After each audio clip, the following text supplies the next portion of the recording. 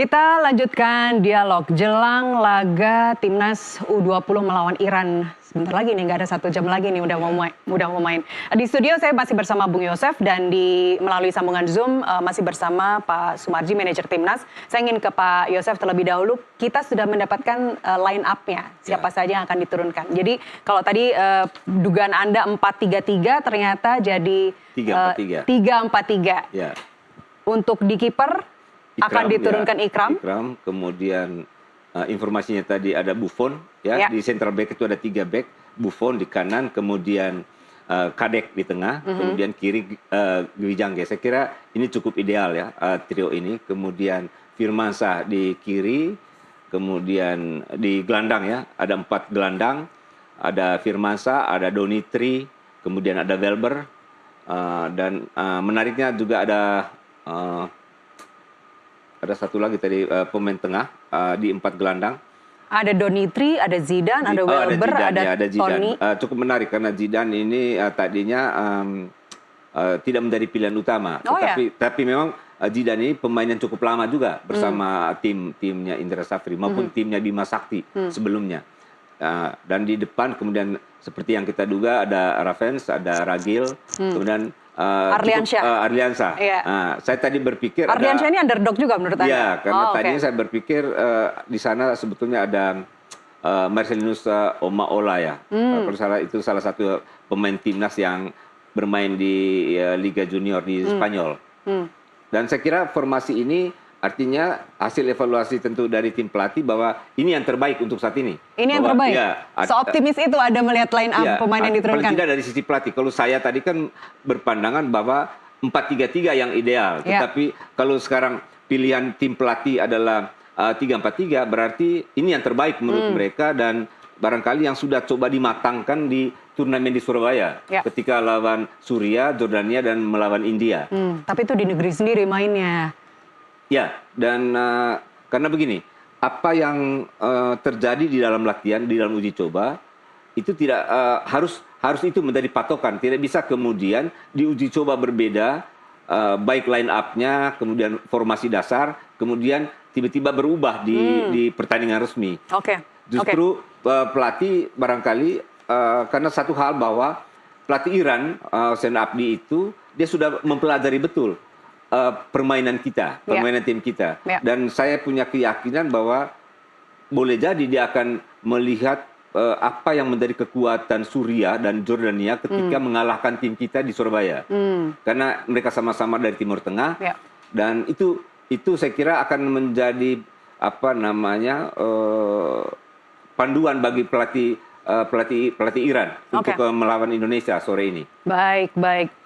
Saya ke Pak Sumarji. Pak Sumarji, 4 bulan ya Pak total untuk penjaringan termasuk latihan. Apakah memang durasi atau time frame kalau saya boleh bilang sependek itu untuk mempersiapkan timnas menuju laga?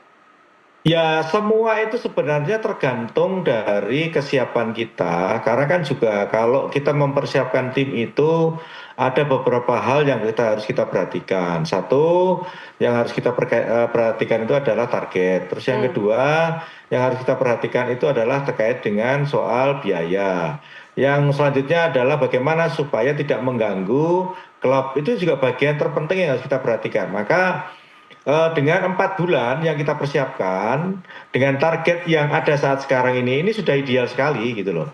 Dan itu sudah sesuai dengan roadmap yang sudah kita sepakati di awal tahun 2025. Sehingga roadmap yang ada itu kita tinggal jalankan saja gitu loh. Ini kan program ini sebenarnya kan program 2024 yang lalu.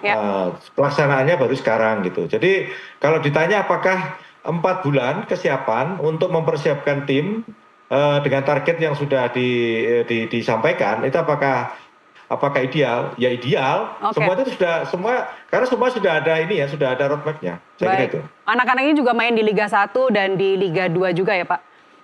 Ya, betul. Terakhir buat Pak Sumarji karena mau ada acara yang lain, ngejar poin berapa Pak untuk malam ini sekaligus closing statement dari Anda? Ya, yang pertama tentu kami berharap doa dan dukungan dari seluruh masyarakat Indonesia itu terpenting. Kalau berkaitan dengan target malam ini, saya sudah sampaikan dari awal. Tadi juga sebelum berangkat ke stadion, saya sudah komunikasi dengan Coach Indra dan juga sudah bicara dengan manajer. Intinya bahwa untuk malam ini yang terpenting adalah bisa mendapatkan poin. Intinya itu, entah itu draw, syukur-syukur bisa menang. Ya. Karena ini untuk menambah mental para pemain untuk 2 game berikutnya. Ini penting sekali. Ya. Saya kira dengan doa dan dukungan dari seluruh masyarakat dan target kita mendapatkan poin, insya Allah malam ini kita akan bisa mendapatkan itu. Dan akhirnya kalau anak-anak ini semua bersinar, Pak, apakah nanti juga akan ditarik ke timnas senior oleh Coach Kluivert? Begini, saya sudah beberapa kali rapat meeting dengan Kluivert. Tidak menutup kemungkinan kalau memang kualitas pemain itu dibutuhkan dan sesuai, ya pasti akan ditarik gitu. Tetapi yang harus diingat bahwa untuk U20 ini kan memang akan kita persiapkan untuk SEA Games, ya, untuk SEA Games. SEA Games di tahun ini di bulan Desember. Dan ini kan yang memang untuk mengisi slot U22 dan U23. Ini terpenting loh ya, ditambah nanti beberapa pemain yang saat sekarang ini berada di senior, itu ada Marcelino dan beberapa yang masih usianya masuk lah, itu nanti akan digabung ditambah pemain-pemain yang saat sekarang ini berada di U20. Ini sesuai dengan yang sudah kita sepakati dan sudah kita rapatkan berulang kali. Baik, Pak Sumarji, terima kasih atas waktu Anda, Pak. Kita nanti malam nonton sama-sama. Ya, terima kasih. Baik, Bung Yosef, sebelum kita lanjutkan diskusi, kita jeda terlebih dahulu, pemirsa, kami kembali. Bisa jeda.